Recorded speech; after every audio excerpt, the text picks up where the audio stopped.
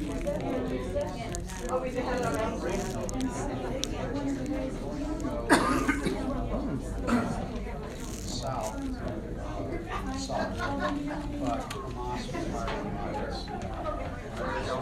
Eric from Sharon Hillray. All right. Yes, we are. Your Honor. For the record.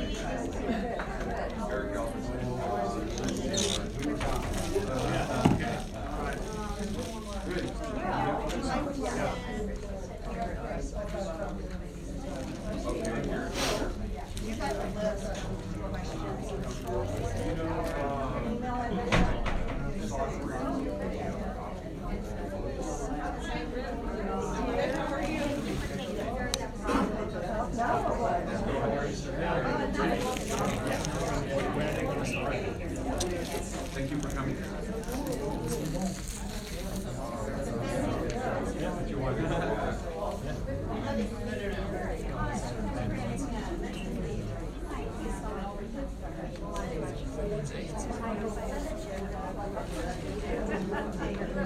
Now like Albertson. I'm not sure.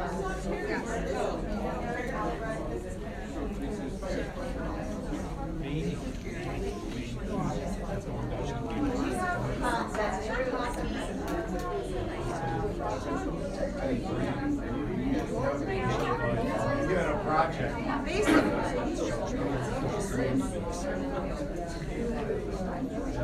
Yeah. Easy to remember. Nice to see you. I saw you out doing outreach a couple weeks ago. Hi, how are you? I'm so happy to see you.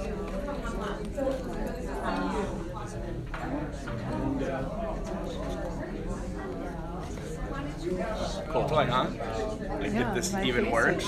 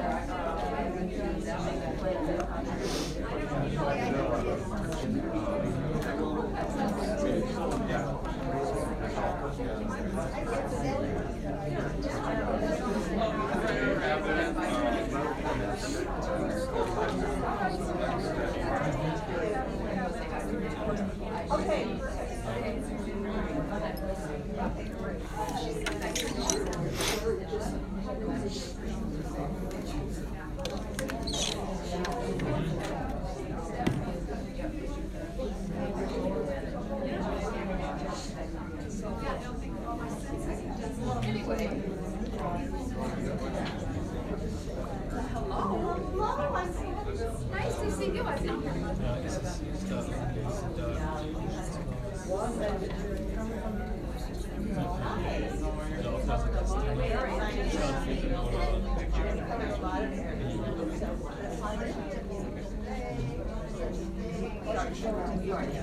Yeah. Hi. And this is our agenda tonight. Thank you. Thank you.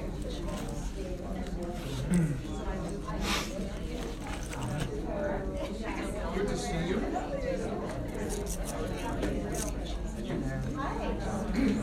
And that's, yeah.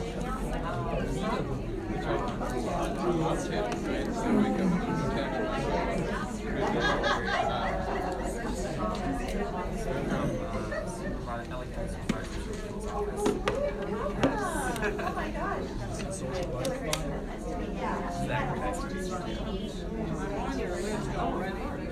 Just to sign in so we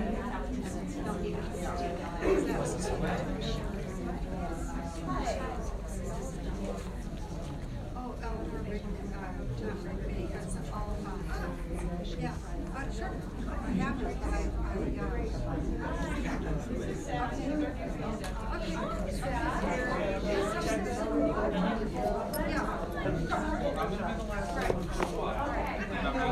Hello, long time no see.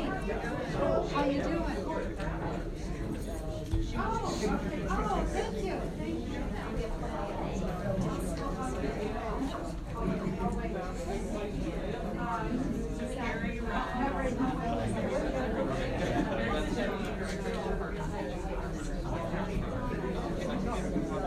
Mr.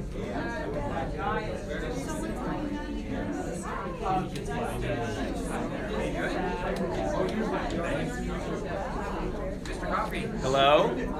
We're so close to coffee. So close. We bought 60 more acres. Yeah, we're big time. Oh, we're gonna have to buy from you. Yes, you are. That's right. I like your head. I like your mindset there.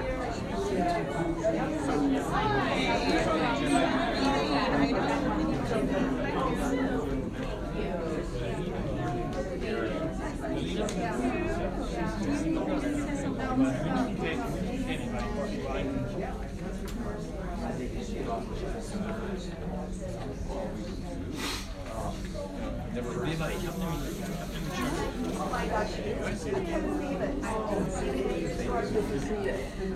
I'm here.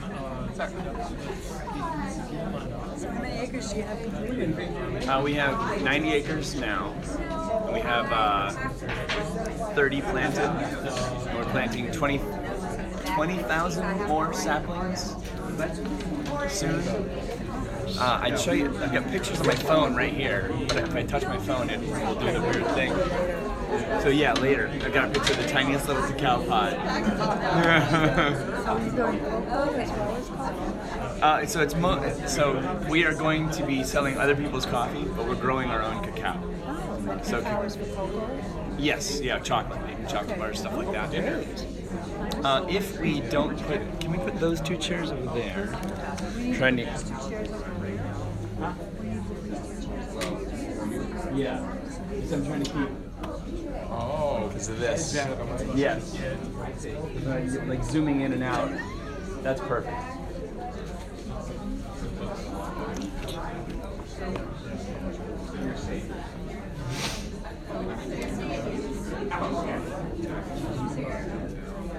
Okay, folks, well, let's get started. We've been waiting for you to kind of roll in.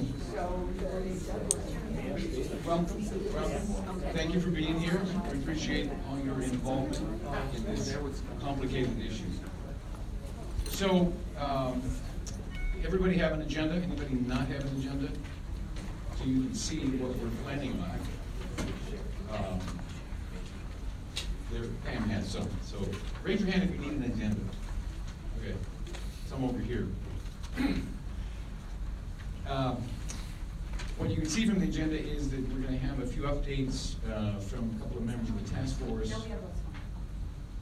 And then we're going to get into the meat of tonight's discussion. We have several wonderful people here who have a lot of information, so you'll think of questions ahead of time.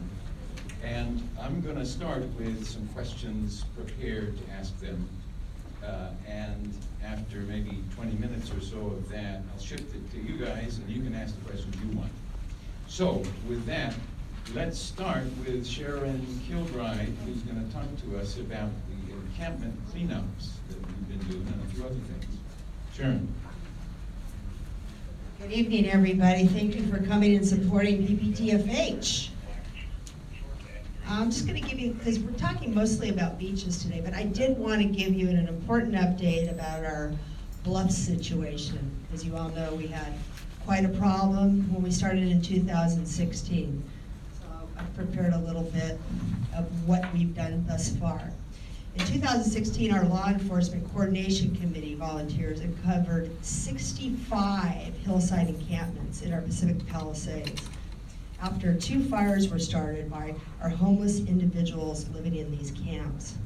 Most of the individuals that lived in these camps have now been housed through our efforts.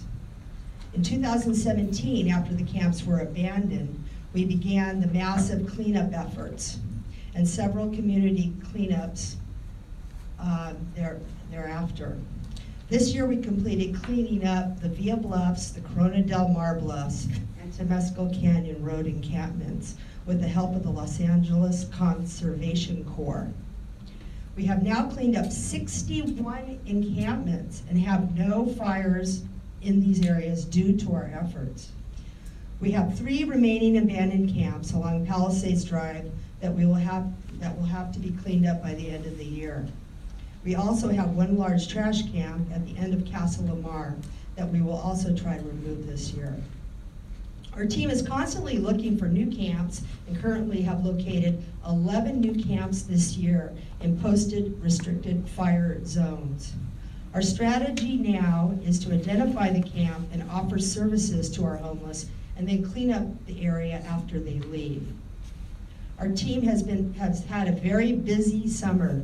In the month of August, our team engaged 98 new homeless individuals living and passing through the Pacific Palisades. We've offered services, and I would say 3 out of 5 folks engaged were from out of state and traveling through our area. If we did not have our robust team, many of these folks would stay and camp in our hillsides and our beaches. This is why our program works, with the community volunteers, LAPD Beach Patrol, and our amazing outreach providers. I want to give special shout out, and I don't think she's here, to our committee member volunteer Dee Dee that spends countless hours along Temescal Canyon Road and has identified 5 new camps this year.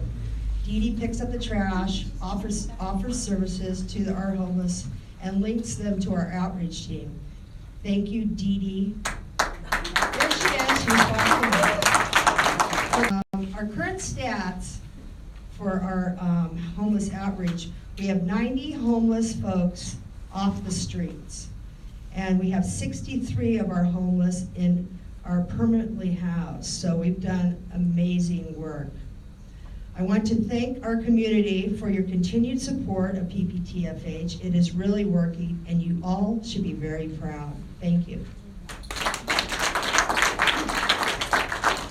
We all should be very thankful for Sharon and all the work that she does. So thank you very much. Next is an update from Kim Clary on the volunteer committee, how it works and what we need. I was just thinking we're all volunteers, really. Right. So we started a volunteer committee in June because a lot of people wanted to get involved in and we had a huge donation of men's clothing that was really nice and appropriate. Some of it hadn't even been used or worn, shoes and everything from a couple. And then the women's club just they put out an email, and within a couple days they gave boxes of supplies, and a lot of women's, Glenda and Marina had said they needed women's supplies, and they just came forward and gave boxes and boxes of things for us. So now we are in the process of organizing all that and putting them in hygiene kits. But for the future, we have a list up here on the board. On the table, we need grant writing, we need research done, we need people who can write newsletter articles. So anybody who's an author or feels like they can write some good articles or knows how to grant write, in the future we may need CPA, right? So just come to me if you have any questions or you have anything you want to contribute to that. Thank you, Kim. Somebody asked the other day, sort of how much are you spending to accomplish all of this stuff? And it's kind of an interesting statistic. We will have spent, we meaning the people concerned and the task force, about $500,000 over the 3 years ending this year, and saved the life of about 100 people, we estimate. That's about $5,000 per saved life. Not bad. Interesting statistic. And using Sharon's number, about 80% now of the people who will work with us are off the streets. 80%. Kind of amazing. Shifting to the next part of our agenda, what I'd like you to do is give your name, your title, your area of responsibility, and the services that your agency provides, and any other comments about how this year has gone compared with many other years. We'll start with you, Carrie. There you go. Is it on? It's on. Okay. Hi, I'm Carrie Silverstrom. I'm the Chief Deputy at Beaches and Harbors, LA County. I feel like I'm the least important person sitting on this panel. these are truly the safety officers that work for you in this regard. Beaches and Harbors has been at Will Rogers State Beach for close to, let's see, we started there in 1975, so if you do the math, we've been there a long time. But we are not your law enforcement providers.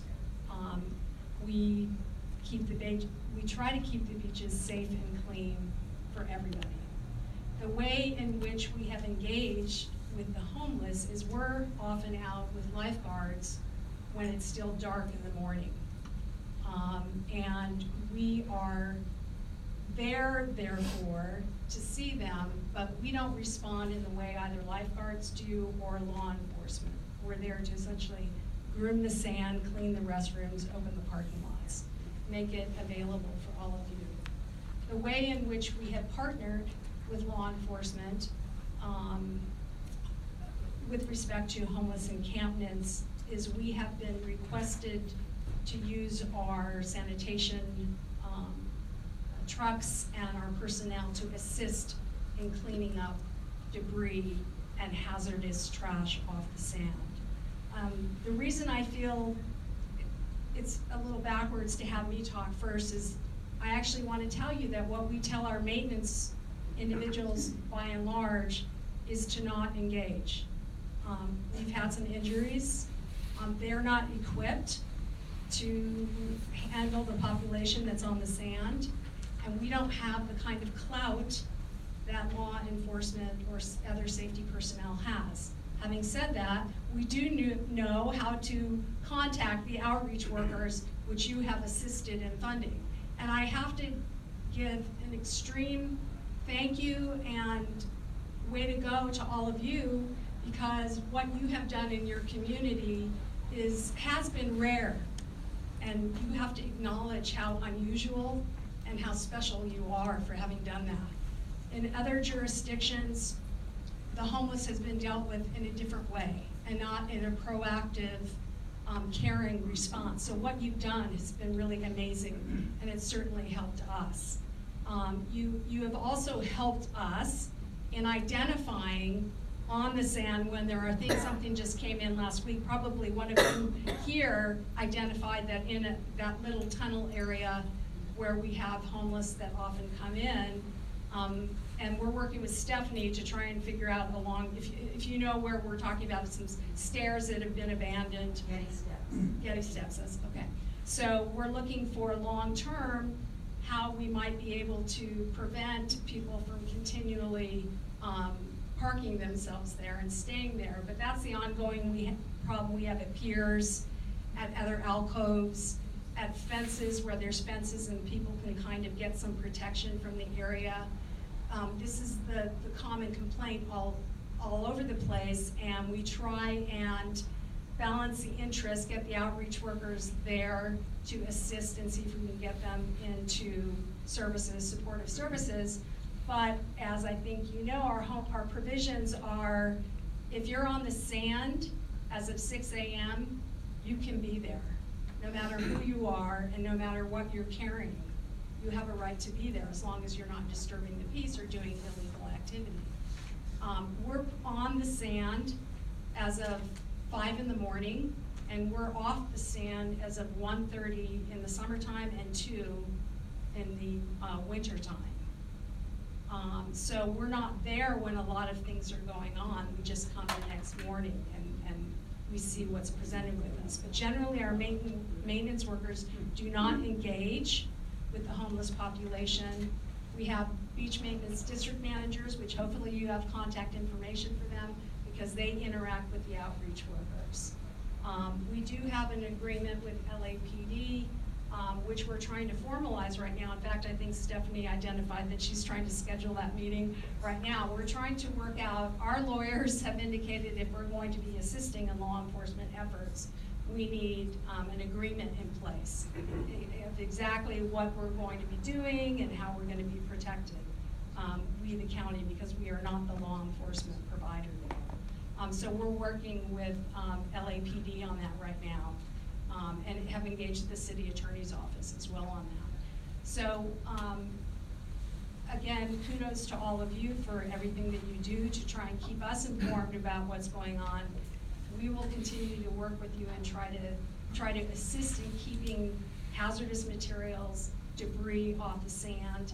The one thing I haven't identified previously in this few minutes is we do have code enforcement officers, but just so you know, code enforcement officers are essentially issuing citations for beach ordinance infractions. And that is not a lot, they don't have police power.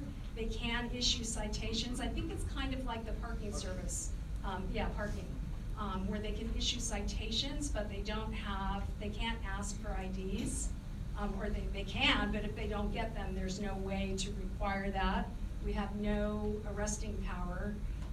So we do wear uniforms with official. We can issue citations, but if someone doesn't give us their name or their address or anything like that, citation isn't the most effective approach. Just so you know, the beach ordinance has been in place since 1969. There are provisions that can assist us in this regard.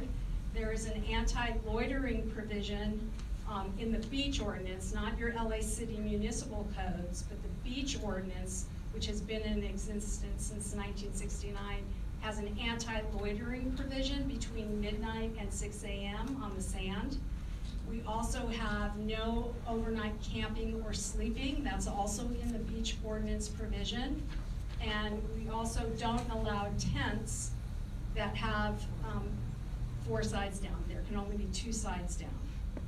So we do have code enforcement officers that can go up and down the sand looking for that kind of stuff, but it's a limited remedial effort because we don't have police power. So we would rely on our law enforcement personnel to assist us in those situations. And I am certainly here, after we hear from all these gentlemen, to answer any additional questions. Thank you.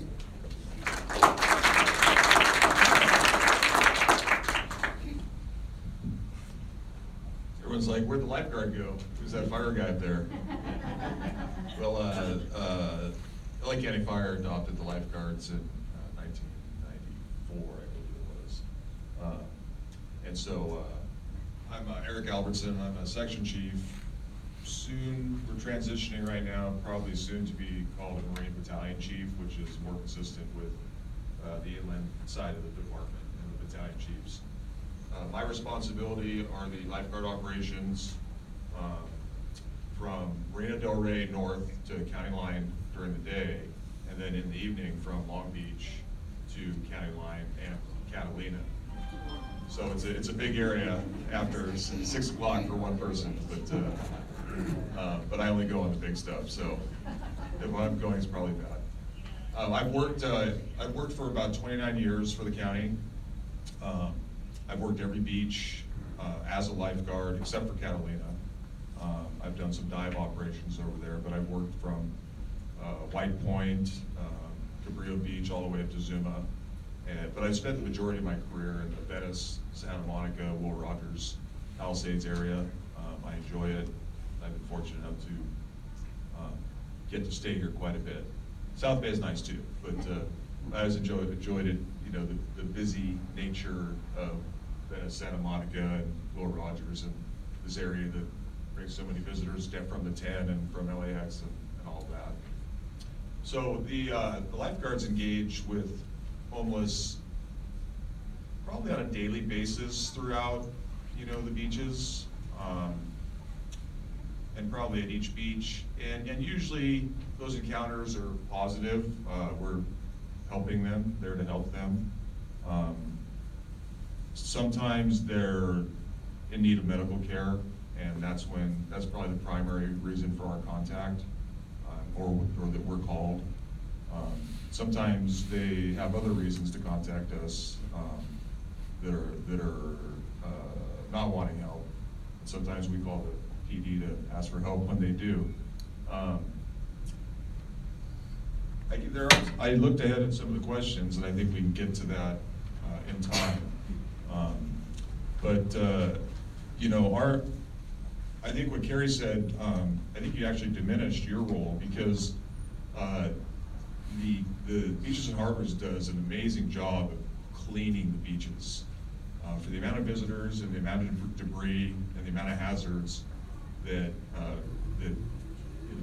from the early hours till by the time people start showing up to the beach that didn't spend the night on the beach, they do an amazing job of making the beaches look nice and removing hazards, and that actually goes a long way towards public safety. So I wouldn't discount that at all.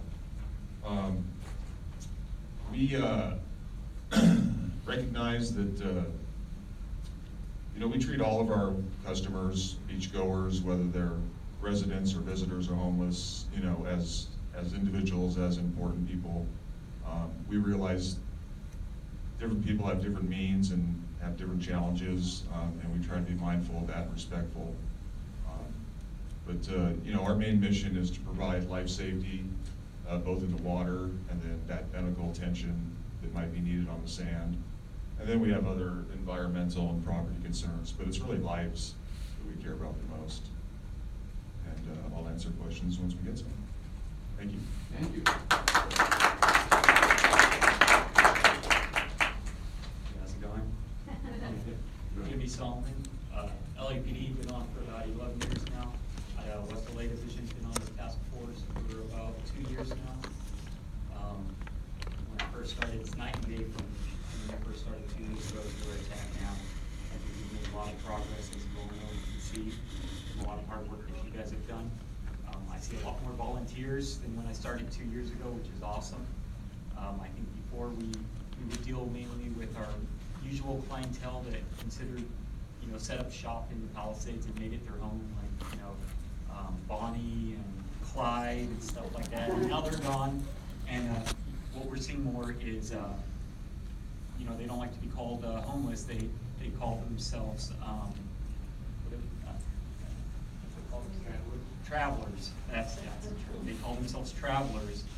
So that's what we've been seeing more. And like somebody was saying earlier, most of them are from out of state. They came from somewhere else, and they say, hey, I'm traveling either to San Diego, I'm traveling to San Francisco, or wherever it may be. But I think that's what we're dealing with a lot more. Those are the ones that don't want the help. They say we're not homeless, we're just travelers.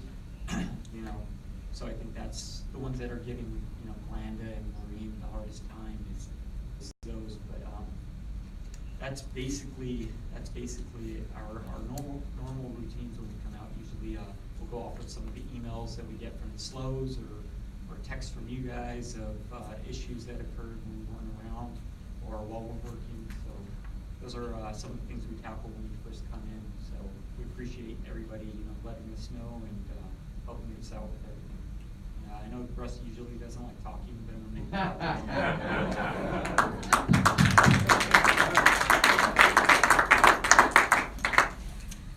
Okay, so I'll be here all week. No, look, I'd like to echo a few things. First off, those that have not been here in the past, my name's Rusty Redican. I've been a policeman about 20 years now. Been working with the task force for, I guess, a little while after your inception, so maybe 7 or 8 months into, so I guess it would be a little over 3 years now.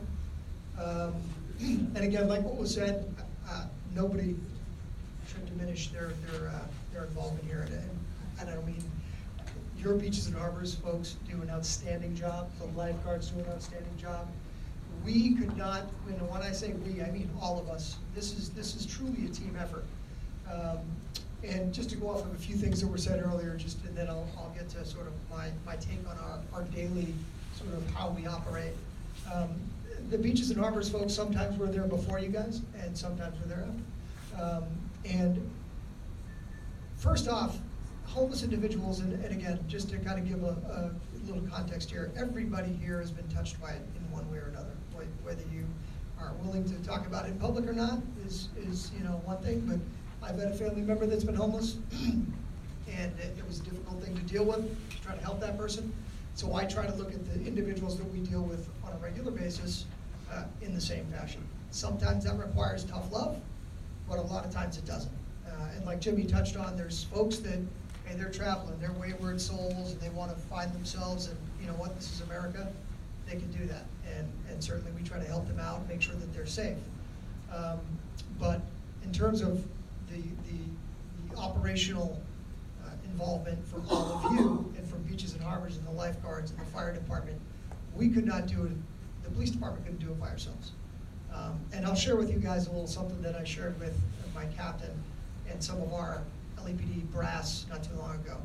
They were wondering why we were so effective. And again, when I say we, I mean we, all of us. And I explained to them, look, for me, and personally, I'll share this with you as well, it was a little difficult. I don't want to say difficult, but it was interesting to get to sort of figure out how I was going to approach this from the law enforcement side. Because you hear enforcement, you see the police in the uniform, and folks that are either homeless down their luck, traveling through, or just a person who's enjoying the beach. Sometimes there's a view of law enforcement like, well, okay, here comes the hammer. And a lot of times, even folks that we deal with that are homeless on the beach, when I sit down with them, once I figure that it's safe for me to do so, and this person is just a regular Joe or Jane, and I'm not in any danger, I sit down with them and we have conversations with them. And I'll see somebody later on that had been going by on their skateboard or on their bicycle, and say, I saw you sitting down with that guy. That was a little, I didn't expect to see that. Point being is, I try to approach this, Jimmy and I and Tofik and the guys, we try to approach this a little different than typical police officers. And what I shared with my brass was, look, I know we're law enforcement, and yes, there are laws that need to be followed, but we're going to try to see if we can get to that point of getting that person help and off the street the best way that we can. And if they're not predatory, which a lot of these folks are not, then what we want to try to do is, we can't ticket our way out of it. We figured that out a long time ago. If I write tickets all day long, the person goes to court, they have another plate on their chest, and they're right back out on the street. So that portion of it is something that is well beyond my pay scale, and that's something elected officials are going to have to deal with. But in terms of dealing with people on an individual basis, we get that information from you folks in terms of text, emails, whenever you see somebody setting up an encampment or whatnot. And Jimmy and I go in there and we talk to them. First off, our first conversation with them is usually, hey, look, we're here to help you out. I'm not here to try to make your life more difficult. I'm not here to pry, but this is why we're here. And depending on where they are in terms of on the beach or in the bluffs, or on a sidewalk in front of a store, wherever the case may be, if they're lucid and we can have a conversation, usually it goes pretty well. And in most cases where folks are not, when you're not dealing with 5150 or somebody that's under the influence of narcotics or alcohol, usually we have a pretty good conversation most of the time. And again, I would say that that's a big thanks to all of you, because a lot of you folks were the ones that either got sick and tired of not getting the assistance from the city, or you decided, you know what can we do to help? This whole thing did not start by us, meaning the good work that has been done. This was initiated by you guys, and we came on after the fact. But I guess I'll just, go back to how our day starts. Sometimes we come in at 1 o'clock in the morning. Unfortunately, Jimmy will tell you, so will Tofik in the back. But we know that we have to be flexible. We have to have a bit more autonomy in terms of, police work, so that we can come in and find these folks when they're on the beach or in the bluffs or places where we can, try to get a hold of them and get them into shelter or help. So our day starts at infrequent hours, and again, it's due to a lot of the information that we get from you guys in Beaches and Harbors and the lifeguards and other homeless folks. And I'll leave this part on, and I'm sure I'll answer more questions about this. When we're talking about criminal activity going on, and folks will see, different homeless encampments being built up, and you'll see somebody that looks like they might be under the influence of narcotics and whatnot. I will say this, the people that are most victimized by the other homeless are the other homeless. So our thing is, and again, when we approach this from a law enforcement perspective, the people that are typically victimized the most are the other homeless people, the ones that are less likely to be able to fight back. So again, sometimes we have to deal with predatory individuals a little bit differently. Might not look good from afar, but sometimes it has to be done. But the overwhelming majority of the folks that we deal with on a regular basis, it's due to you guys and your involvement that we're able to offer them legitimate services. So, that's it.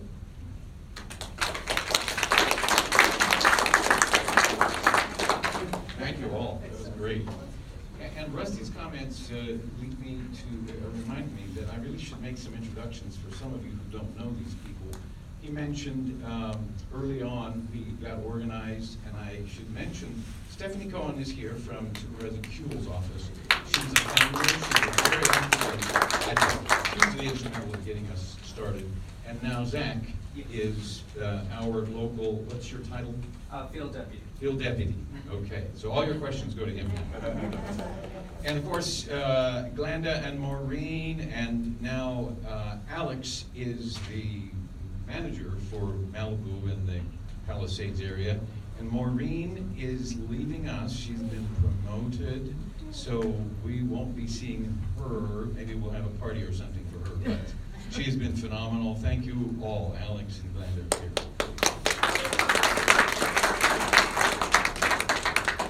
So with that, I'm going to jump into some of these questions. After a moment of adjustment. So this is not addressed to anyone. Rusty already kind of answered what is a typical day on the beaches. So maybe for lifeguards or beaches, what's a typical day like? So the lifeguards, we have a day operation, and we also have a 24-hour operation. Our day operation is what you see when you come to the beach. There are ocean lifeguard specialists, and they're in the trucks, and they're out on the sand, and they're lead lifeguards. And then during the summer, you'll see the towers, and we stagger the hours because you got about 13 hours of light during the summer. So we start as early as 7 in some areas where we actually have someone on the sand, typically 8, and then we go till dark. And so right now we're adjusting our hours as it's getting darker sooner. And then when daylight savings comes, we'll have a quick adjustment overnight. So for us, our day is that we have a finite, a limited number of people who are patrolling and looking at the sand and the beach and the water from about 8 o'clock on, sometimes earlier. But the population at the beach is pretty low in the morning. We probably have the most people on the beach lifeguarding and actively preventing and responding to emergencies from about 10 to 6, and then after 6 and before 10, less lifeguards. So we're pretty much there looking at what's going on during daylight hours, at least from 7 or 8 in the morning until dark, year round. So we have, and of course our workforce grows and shrinks depending on the season. We're just coming out of summer. If you were on the beach this summer, you probably, especially during the middle of the day, you probably saw that almost every tower was open. Now that we're getting into the fall, there are some stations that are always open year-round, but many stations that are now closed. And it's just based on the number of people in the water and the weather activity and the conditions. And so our typical day is basically, we're a little different than a fire station in the sense that if somebody needs a firefighter, they typically call 911. It gets routed to our dispatch or the dispatch of that city, and then they respond the closest resource. Most of our work is seeing and preventing injury or incident before it happens. About 80% of what we do is preventative, and so we're proactive in that way. And then the things that are unavoidable, sometimes we can't prevent a rescue, we'll make a rescue. There are a lot of injuries, surfboard injuries, bike path injuries, swimming injuries, where people hit the bottom, lacerations, you name it. There are a lot of injuries we respond to, and that's the way that we probably respond more like police or fire in the sense that someone says, hey, I'm hurt, please come help. And if it's a BLS run, basic life support, we'll deal with it. If we need medics, we'll call the corresponding medics for paramedics for whatever beach that is. We actually deal with several other fire departments because they're the ALS providers for those cities. So up here it's LFD, Los Angeles Fire Department, but then it's Santa Monica, and then it's Los Angeles again. Then you get down to Manhattan, has their own department. El Segundo has their own department. Beach cities, most of them have their own department.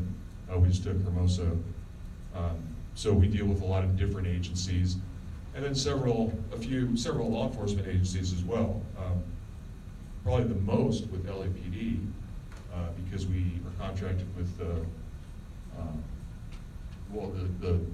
city beaches are some of the most populous and have some of the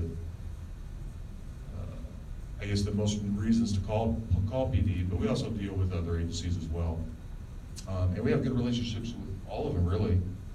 Very good working relationships. And I think that's the one thing that's nice about the coastal areas is that the people that work in that environment, which, you know, this environment, which is so beautiful and nice, they like what they're doing, they like where they are, and they tend to like each other, and we tend to play well together. So, so it's very nice. It's nice to have those relationships and see, you know, gentlemen like this that are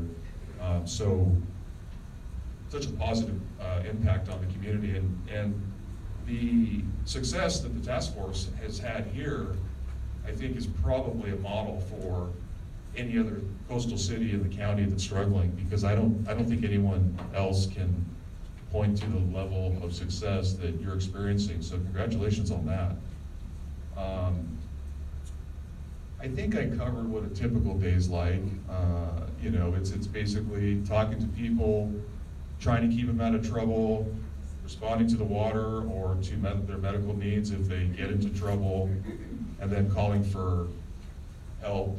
And sometimes we even call beaches for help, you know, if we need heavy equipment, or paramedics or law, if it exceeds our scope or our capability or our manpower. Thank you. Oh, sir. Well, I sometimes notice you have tractors working on the beach before the sun comes up. So when people are sleeping on the beach, that becomes a hazard for your equipment operator, doesn't it? It absolutely does, and Carrie could probably speak to it, but I think I can speak to it as well. The equipment operators are trained to be vigilant and aware of their surroundings. Their equipment has very good lighting. They drive at very slow speeds, which all of the agencies do, especially on the sand, especially when it's dark. And we use that in additional lighting too. We have big LED light bars. They're just white light, and we can really illuminate an area. And if we were to hit or hurt somebody, we've done something wrong. Basically, we need to see where we're going and see that it's clear. And I think that's true of anyone that operates a vehicle on the beach. And if you can't guarantee that, then you stop and you get out and you make sure. And if you have to, you go another way, or you get some help and you back out of where you were. But it is an absolute hazard, and it's an absolute concern. And the last thing any of us wants to do is create harm, even if it's accidental and not intentional. So that's a very good point, and it's something that I think beaches have had very good success with avoiding injuries and avoiding some of these challenges with the lighting and dealing with the operation of those vehicles. And the reason they start so early is because there are less chances of having injury. There's less people on the beach. But there are patrons that make it difficult. They dig holes, they bury themselves, you know, it can be a challenge. But I think the success rate of accident avoidance is quite high. I mean, I don't think anyone's perfect, but it's pretty close. Do you have any comments about your day? What's your day like? As it relates to this particular topic? In general. We are about keeping the beach safe and clean. We do have our equipment operators out in the dark, and that's in order that we can get on and off, as you said before, the populace comes. We thank you for talking about our preventativeness, but just as an example, we did run over someone recently.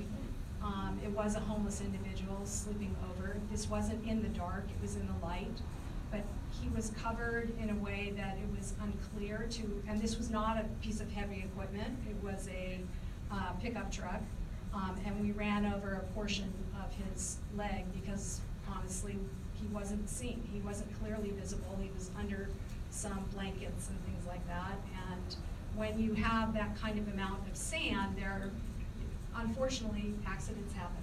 So we did recently have an accident, it was in 2015.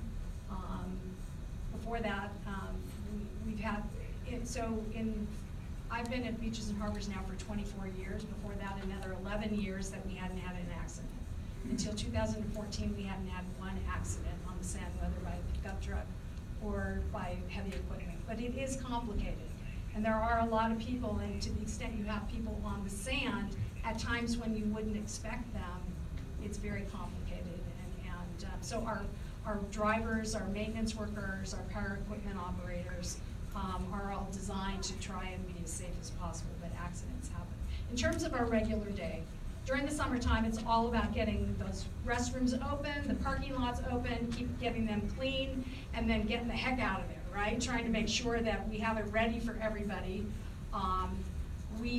During the winter time, before I came to Beaches and Harbors, almost a quarter of a century ago, I had no idea that we're as busy during the winter as we are during the summer. And much of that is protecting the facilities, partly to keep PCH okay, right? We're the last space before PCH. It's about preserving the facilities, sandbagging, cleaning up debris, all the literal drift that occurs from storm activity that's going on up the north, that all flows down to our beaches and ends up from the north. But we also have over 200 storm drains that feed out onto the beach. So we're getting it from inland and we're getting it from up north. So a lot of our work in the wintertime is preserving the beaches, keeping them safe and clean still of heavy debris, and keeping them ready for other kinds of recreational uses that people use in the non-summertime, jogging, biking, rollerblading, whatever it is that people do on the sand. We also, Beaches and Harbors permits things, so all those summer camps where families are bringing their kids, we permit those on the sand. We don't operate them, we permit them. We work with lifeguards. About 10 years ago, lifeguards came up with the standards that would be appropriate, like instructor, participant ratio, what kind of skill sets the instructors needed to have. We worked out requirements, and then we go through a competitive bid selection process every 5 years or so to ensure that we have the safest summer camp operators on the sand. We permit the filming, which is popular at Will Rogers State Beach. We permit special events, popular at Wilson, post-production parties, weddings, things like that. So we do that kind of permitting. We also operate concessions. So those buildings that have food, we contract for those. The last thing, and I touched on that, we operate the parking lots. That's our major source of revenue to operate our beach operations. Right now, all the revenue that we get in from permitting and from our beach operations of parking lots, we still are costing the general fund now $17 million a year. So that's general taxpayer pays $17 million a year beyond the revenue we get to operate the beaches. And we operate most public beaches from the Ventura County line all the way down to San Pedro. We do not do Santa Monica. Lifeguards are there, but we don't do Santa Monica. We don't do Cabrillo Beach, and we don't do Long Beach. But otherwise, we're your public provider on the sand to make sure that the beaches are safe and clean. And the last thing I touched upon earlier was our code enforcement officers. We have 21 miles across 65 miles that we're responsible for. So it's non-contiguous coastline that we're responsible, and we only have 9 code enforcement officers. So, and as you know, during the summertime, because you experience it as well, a lot of time they're caught in traffic, right? We use the sand when we can, and we have ATVs for our operators. That's a recent thing. They don't like to travel on the sand all that much, but we're limited in terms of access. So so much of it is getting rid of illegal activity on the sand, looking at parking lots to make sure that those are as sane as they can be in the summertime, and ensuring that vendors aren't on the sand bothering the populations. So that's kind of an overview. Okay, that was question one. Okay, so I'll cut down some of the questions that I have, and we'll shift to you pretty soon here. But I think people would like to know if you have any data about the number of people sleeping or camping on the beaches, and what is the trend? Are there more or fewer, etc.? Anybody want to tackle that? I'll give it a stab. Okay, I'll give it a go. During the warmer months, there's a lot of folks in the lines. But I would say, to try to give you a couple of firm numbers, it varies for reasons I don't know. You've got the buses, you've got the train, you've got other ways that folks get to the beach. In the mornings, and again, there's times we come in at 3 o'clock in the morning to sort of get ahead of it.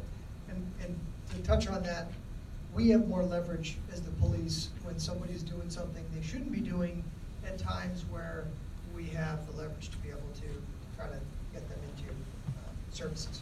So I would say anywhere from, I mean, we've had as little as 8 people as a total from, say, Entrada to Coastline Drive. There are times where it goes up to 20 plus, but I would say on an average, 10, 15-ish.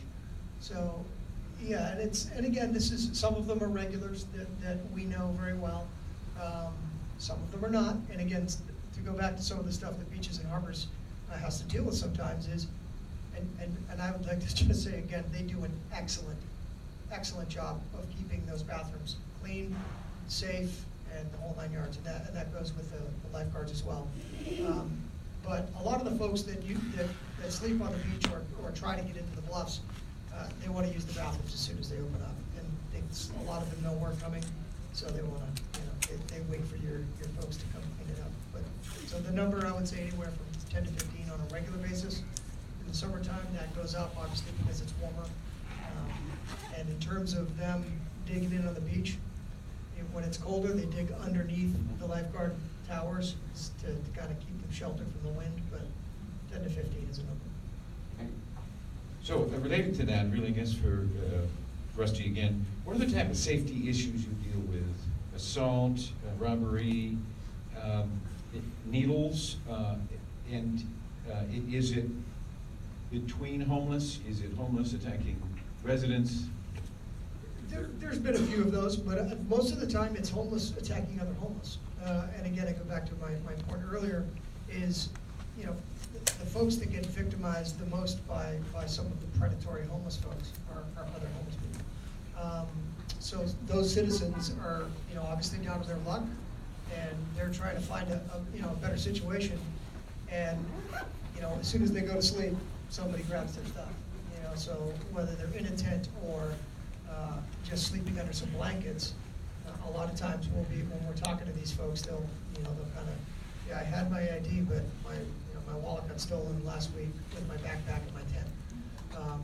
So yeah, a lot of those crimes, the robberies, stuff like that is typically against other homeless. The car break-ins, those are things that happen typically, we see those folks. And again, I hate to parrot this, but if you see something, say something, call us. If you see somebody breaking into a house, obviously that's something pretty specific. Everybody knows, okay, I gotta call the police on that.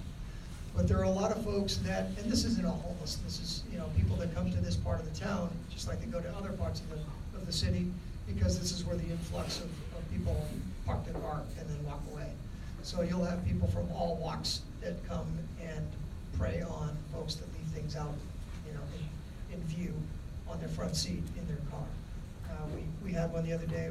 It seemed like it was the Bermuda Triangle of crime reports. We were down at Sunset in Castle Lamar, and we had a couple of folks that were trespassing, and then we had I think it was a traffic collision. Then we had somebody else who thought they saw their stolen car down on the beach, and then a gentleman flagged us down, his car was broken into. But again, a lot of those car break-ins, they're not necessarily somebody that's homeless, it's part of being in a place where there's a lot of cars and not a lot of people watching. Good, thank you. The last question is, what can we do that maybe we are not doing as just citizens? You guys are, again, as has been said, and I've told you guys before as well, you guys are the model. You know, the things that we can do as a society is just remain vigilant. You know, if you see something, say something. Again, I would say that, you know, if you see somebody walking through your neighborhood and whether they are in the world's tallest leprechaun with red hair and a beard, and they look like they're, you know, looking down your driveway, and, you know, you look at them and see what they're doing, and it looks like something that you should probably call the police on, then give us a call. Hey, there's a suspicious male white with red hair walking down my street. I don't recognize him. He's looking down, looks like he's casing houses, and let the police come and deal with him. And if it's just some guy looking to sell magazines, no harm, no foul. So when you say give us a call, Meaning give the police a call non-emergency, whatever is applicable. If you see somebody obviously breaking into a house, that would be a 911 call. Somebody walking in the middle of the street. This is another, I get this often too. When a homeless person, and again, you know, when someone that's down on their luck is walking down the middle of the street, whether they're under the influence or whether there's some mental illness going on, that is a 911 call. And it's for the safety of that individual that you would want to dial 911 for that. Because if I'm in a police car, like has been set up here, I want to make sure that that guy or gal is as safe as possible. I don't want them getting hit by a vehicle on PCH or Sunset. So if they are in need of help, I need to get there as quick as possible. So sometimes people are reluctant to dial 911 for those things, but I'm telling you that is a 911 call, and it is for the safety of that individual himself or herself. So. great, thank you. And thank you all for these answers. We're going to shift gears now. Can I yes. say something? And I think you wanted to say something. Well, I just, the supervisor's office had a question, I think. We're waiting for the... I just wanted to add something to the data question. It wasn't addressed, but if you check the census tracts from the homeless count, you can gather data about beach encampments based on the tent shelter, makeshift shelter category. And obviously it's just a glimpse of the beach because it's in January and there are not a ton of tents and encampments in January on the beach, but if you just use common sense and multiply that by a few numbers, you can understand the trends that Rusty was talking about from that census tract map. Okay, Carrie? Yeah, I just wanted to add, I don't know where your sectors meet between the people that were here at the Pacific Palisades. Is it community council, neighborhood council? Community council. So I don't know where your sectors coincide, but there is a matter that will be coming before the Coastal Commission that a number of you may know about. Lucy's here. And it has to do with LA City's beach curfew that is going to be considered by the California Coastal Commission. There's been a long-standing, our beach ordinance has been in effect pre-Coastal Act. So that's grandfathered in, the anti-loitering. But that's what our code enforcement officers use to issue citations. LAPD uses LA Municipal Code, and that curfew came into place after the Coastal Act, and so LA City is obligated to go to the California Coastal Commission. I think it was in the 80s when the curfew provision came into being. And so there is going to be a matter before the Coastal Commission about this beach curfew. And LA Cities is a little different than ours. Ours is midnight to 6. LA Cities is midnight to 5.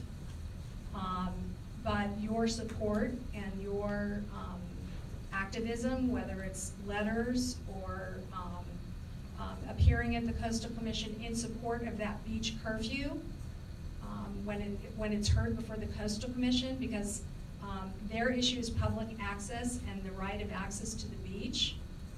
Your issue is safety and public safety in the area. So your voices at the time when the California Coastal Commission is hearing that beach curfew would be very helpful.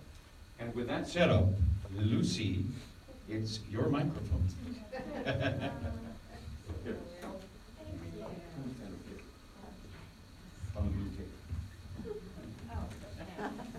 My name is Lucy Hahn. I'm with Friends of the Jungle. We're a community organization based in Playa del Rey. Anyway, as you said, the Coastal Commission wants to remove the current beach curfew from 12 a.m. to 5 a.m. In the city of LA. This affects many beaches: Pacific Palisades, Playa del Rey, Venice, and San Pedro. LAPD, City Council, Councilman Bonin, County Supervisor Cool are opposed to lifting the curfew because of safety issues. LAPD will need more resources to enforce illegal activity, of which they have no budget to increase staffing. Lifeguards do not have the resources to supervise the beaches. Many residents also feel that having 24-hour access to the beach will promote criminal activity and ongoing illegal habitation. These are just a few of the reasons why the curfew, which has kept us safe for decades, should not be lifted. The Commission's mission statement, as you said, is that is to provide public access to everyone. The homeless advocates have appealed to this directive. They state that people need to have access to the beach to swim, surf, worship, etc. But do you know of anyone that wants to swim at 2 a.m.? So lifting the curfew will enable the homeless to illegally camp on the beach, because this will be impossible to enforce. There will be no clear-cut way to differentiate between someone illegally visiting the beach, someone legally visiting the beach, and someone illegally habitating on the beach. Lifting the curfew will allow the homeless to stay homeless and not accept available social services because of the impossibility to enforce. Many will say you want the curfew because you don't want homeless to live on your beach, you're a NIMBY, you're entitled, but overnight encampments are already illegal. They're illegal right now. So lifting the curfew, it's a public safety issue, not a homeless issue. For these reasons, the current curfew should be kept. We formed a coalition, Friends of the Jungle has formed a coalition from Pacific Palisades, Playa del Rey, Venice, San Pedro, to support the curfew. We have already over 3,000 people that have signed a petition to keep the curfew. We need your support. We have a petition, so we'd like you to sign the petition, write a letter to the Coastal Commission to voice your concerns, go to the hearing. The Coastal Commission will have a hearing. It's going to be probably early next year, so we'd like you to attend. And then also, I have sheets that have our petition website, and also who to write your letters to, voicing your concerns. We have the emails of the coastal commissioners, as well as some talking points for your curfew support letter. So I'll just go ahead and I guess just to let you know, talking points, there's increased crime, need more LAPD staffing, no lifeguards, no funding for LAPD lifeguards, no public restrooms, no overnight parking, encampments. There's many reasons. So I'm just going to go ahead and read this right here so that you guys can take a look at it. Or how should I do this? Keep it yourself, and I'm going to tell. Are you done? Yeah, Okay. there's 28 pages. Well, keep it, anybody who wants to get involved, come see Lucy after the meeting. So she'll be here. Doug, Yeah, just keep it with you. can we clarify a few things? Please. So the application hasn't been submitted yet, right? To Coastal Commission? Well, Carrie? that's right. Okay, so Exactly. I think from the county and city strategy position right now, we want to make sure that when people do submit public comment, that the public comment is coordinated. So I think our strategy, which doesn't have to be everyone else's strategy, is to wait for the application to be submitted to see what it says. So formal response, just, so our department weighed in. There's two parallel tracks that are going on with respect to the speech curfew. The first was LA City had to issue itself its own coastal development permit. When LA City did issue itself its coastal development permit, there was an appeal to the California Coastal Commission of LA City's issuance, indicating that as the longtime operator of LA City beaches, it would be hugely problematic for us, not the least of which because of our big equipment on the sand early in the morning. If that curfew was lifted, it would create huge operational issues for us. We also were concerned from a public health perspective about what would occur on the sand in terms of the debris that would be left behind, the human excrement, things, because we don't have restrooms open 24 hours a day. So if you're living there and you don't have available accommodations to do, to bathe, to go to the restroom, we were very concerned about what would be left on the sand. Our operators find everything from valuables, wedding rings, cameras, wallets, to hypodermic needles and dirty diapers. And it runs the gamut. So we presented to the LA City a letter saying, if you don't issue yourself a CDP, that's problematic for us as your operator. We have not yet issued a letter because we want to see the process for the California Coastal Commission is once an application is filed, usually there's a back and forth between Coastal Commission staff and the submitter to see if they can work out some kind of agreement about what would be manageable from both perspectives. We're waiting to see the report. We, Beaches and Harbors for LA County, are waiting to see the report that Coastal Commission staff would issue before we, as an agency, weigh in on that. And I think that's what Stephanie was alluding to. We do have concerns, and we will express concerns about our ability to maintain and operate the beaches if that curfew's lifted. You mentioned your curfew is grandfathered in. It is grandfathered in, but so But it's an could you contract with the police to enforce your curfew? So that's the questions that are being posed between LA City and LA County right now.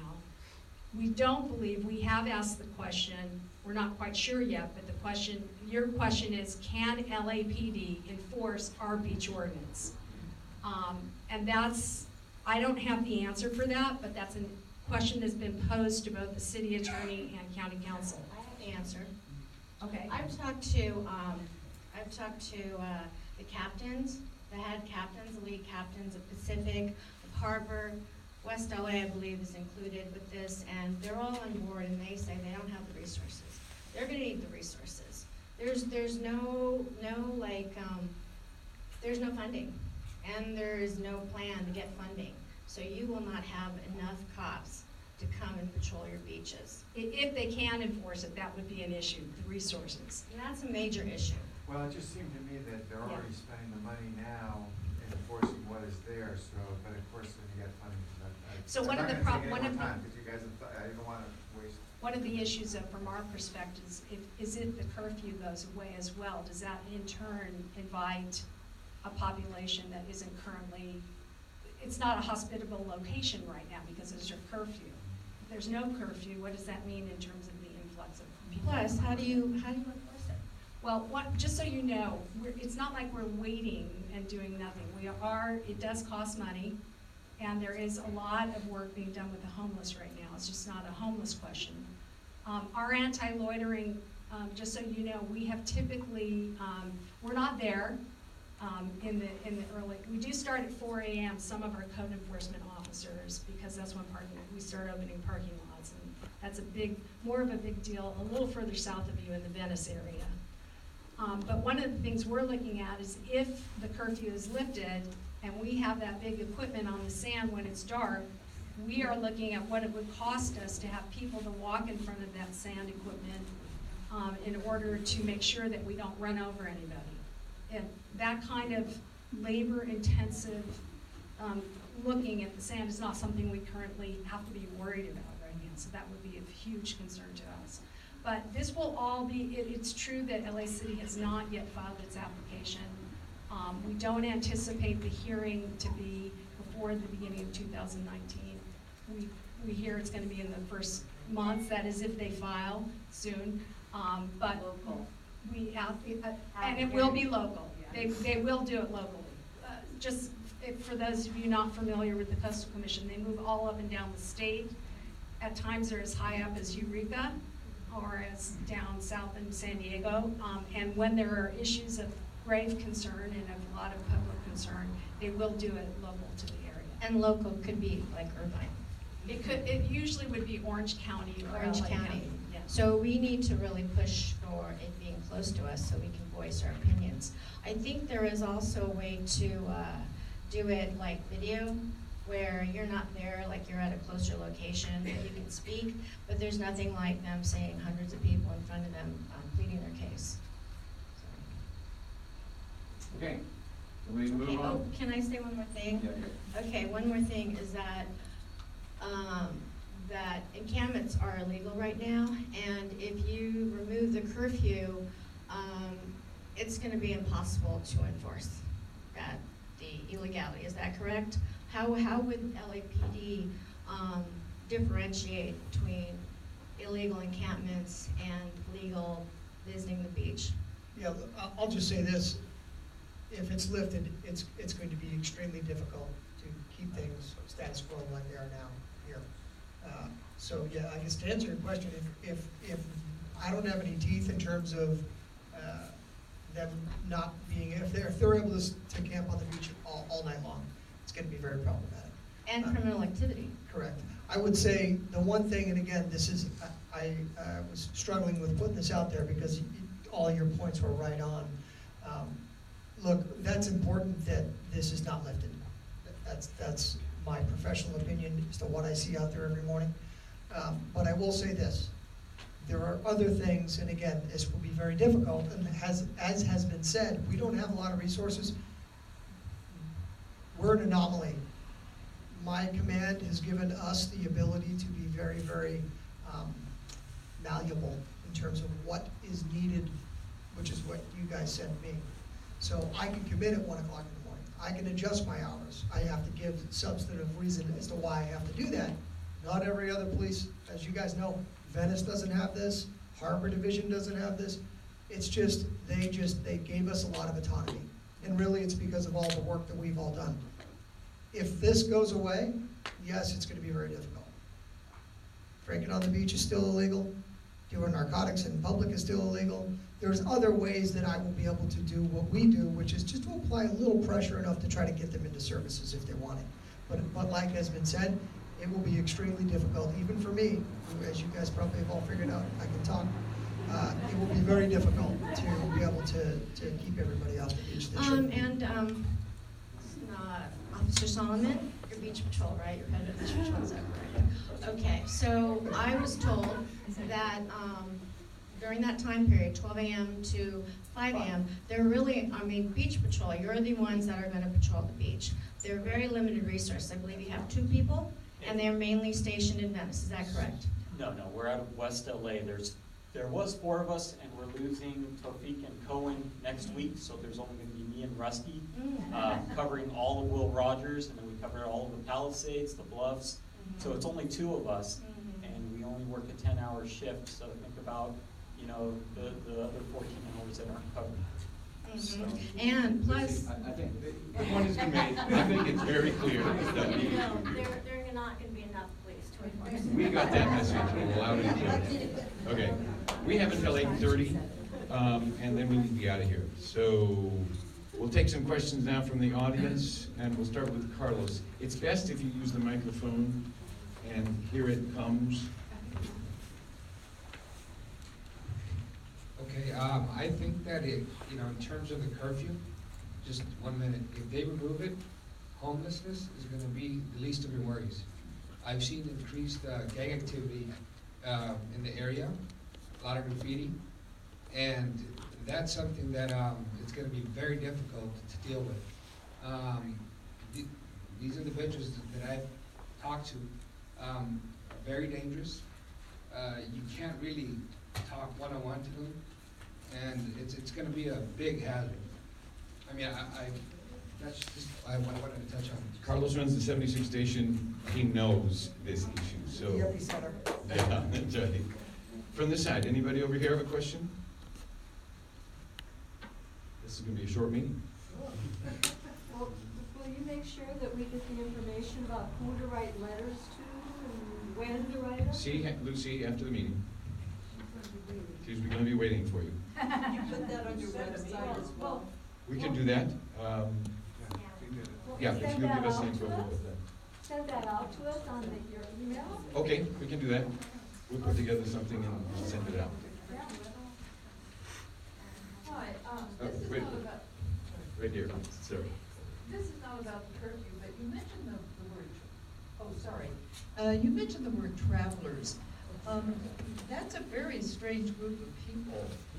I mean, they're in Europe and they're, you know, in the they're in the Northwest and British Isles, and they're a permanent peripatetic group of people who travel just to be homeless. Now, are we talking about those people, or is this somebody saying, oh, I'm just a traveler? No, these are more young, hippie kind of people who don't like to be considered homeless. Yep. They like to be considered what they say is travelers. They don't stay in one area, one same spot. They just move to another, and they apparently have a final location, which I don't even know if they ever reach their final location, but they have one apparently. It's the same group. I mean, it's a way of life. It's a way of life. It's not you're sort of homeless, somebody who doesn't have, Yeah, at least but that's my image. The only thing they're Two different demographics. yeah, they still consider themselves travelers. They're still camping on the beach and breaking a lot of the laws. They're drinking on the beach. They're smoking pot on the beach.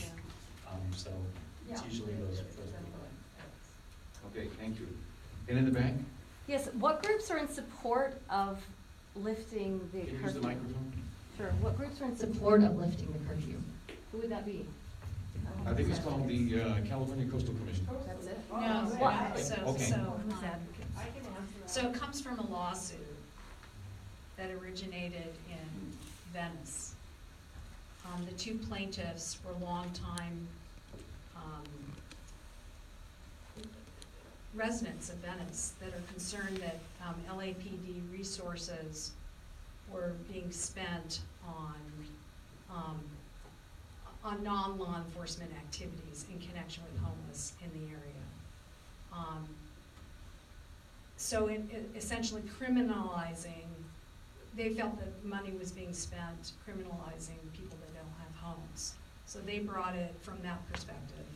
But that just touches on, so that's how it went to court, and the court decided that LA City had to get a coastal development permit from the Coastal Commission. But this is obviously a much bigger issue than just that. The beach curfew is protecting all of us, we see, against all kinds of people. It's not just one population, it's anybody that wants to come to the beach after hours for illegitimate purposes. In that same respect, Will Rogers is a state park, right? And aren't a lot of the state parks, don't they have gates up and after sunset it's closed? I mean, does that fall into that category? So that's a big issue for our department. What we're trying to identify is that there are normal operating hours for parks and national historical places. The problem with the beach is it's open and it's accessible 24/7. We do shut the restrooms down, we do shut the parking lots down, but the beaches are not fenced. And that's not something we would ever want to do anyway. So you can have access. We're trying to go along with decades-long recognition of normal operating hours is how we're trying to actually reframe the conversation, which is consistent with parks. By the way, Will Rogers is a state beach They subcontracted with LA City, who in turn subcontracted with us in 1975 to operate it, but it remains right now a Will Rogers State Beach. So, this lawsuit that Carrie was talking about, it actually originated, they're homeless advocates, okay? But what they say, since the directive mission statement of the Coastal Commission is to provide public access for all, they're saying that, well, you need public access, but it's to swim, to surf, to worship, you know? So it's really, for them, they're just creating like a loophole, because then it allows the homeless to be on the beach, and even though overnight encampment is illegal, it's going to be, the police will have no way to enforce that, so it's kind of a loophole. Then they would, you know, you can't, how do you enforce illegal overnight encampments versus legal visiting on the beach? So I'm just letting you know that it's the homeless advocates that are doing the lawsuit, and the guys surfing and swim. Thank you. To build on that, are the homeless advocates organized? Is it a large group? What is the size of the group? Do we have any information about that? When Sharon and I and a couple of us, we went to a hearing, and we went to the hearing, I think it was about a year ago, and it was very clear the people that were opposing the curfew, as I recall, none of them lived near the beach, and it was an entitlement issue that people were, the Coastal Commission, if they didn't go through that, those who were entitled that live at the beach were kind of trampling over those who wanted to go to the beach. I mean, it really, there was very little sense, and there were very few people. I think there was only like 3 or 4 people that really advocated lifting the curfew. So, very small population. Okay, are there any other topics Stephanie? I just want to mention that the county has also submitted an application not related to the beach curfew issue, but related to parking restrictions on PCH in the Sunset Mesa community. So between Coastline and Topanga, we get a lot of calls from different Palisades communities. Some people would consider Sunset Mesa part of the Palisades, some people would not. They are an unincorporated county community. So the county's been trying for about 1.5 years to get parking restrictions on the beach side of PCH in that area. There is a significant RV population. I don't want to say that it's a homeless population because we don't necessarily have confirmation of that. What we do know is that it restricts beach access, which is something that we talk a lot about with the Coastal Commission. Our first application was filed for no parking from 10 p.m. to 5 a.m., as is the case on the beach side of the road. That was not approved. And then we were going to resubmit our application for no parking for more than 24 hours and no re-parking within 24 hours. That didn't work out the way that we thought it was going to. So our new application is staggered no parking for 2-hour periods in the middle of the night. So the beach side will be no parking from 12 to 2, and the land side will be no parking from 2 to 4 a.m. The reason we have to change our parking restrictions on the beach side is that they were posted illegally outside of the Coastal Act requirements. So the Coastal Commission hopefully will not appeal our application, and those parking restrictions will go through and signage will be installed as soon as the county adopts an ordinance allowing for them to be installed. Do you have an estimate of when that might be? Is that a Yes, month? sorry. The county regional planning hearing is October 2nd. There are a few things to mention in regards to those hearings. First of all, it is free to appeal a coastal application. Anybody can appeal. So if there's an appeal, The application gets appealed to the Board of Supervisors, and then the board votes on it. If they approve it, it can be appealed again to the Coastal Commission. So it could either be 14 days before the application is approved, or it could be 6 or 7 months. Or 14 years. Yes. I have Okay. a question. If we get this parking restrictions done with the signs on both the ocean side and the land side, who has the jurisdiction to enforcement? The LA County Sheriffs or the CHP? Because we've been told that's CHP territory. So technically it is CHP territory. Because of some of the public health concerns associated with the RVs, the Sheriff's Department has been assisting CHP, which is allowed technically, but the Sheriff's Department does not necessarily have jurisdiction over traffic issues. They have jurisdiction over criminal issues. We have been working with CHP though, throughout this whole process, so they're aware of what the restrictions will be and they're supportive. Very good. Any other topics? Then I think we'll make it a short evening. I think what I have heard from this is the amazing collaboration between the different agencies of the city and the county in this regard. I know we work closely together as a community, but you all, I think, are such a key part of making it work, and so we want to thank you for all you do.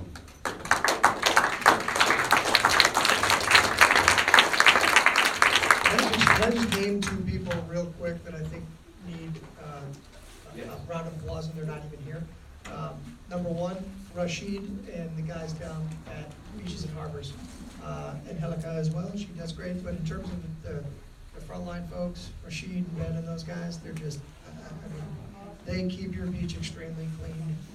And also Captain Torres, the working relationship we all have, he is, I mean, I wish he could have been here tonight as well. The work that he does is second to none as well. So just those two guys, they're not here, but I wanted to mention their names because they do a great job for you guys. Thank you all. We are adjourned.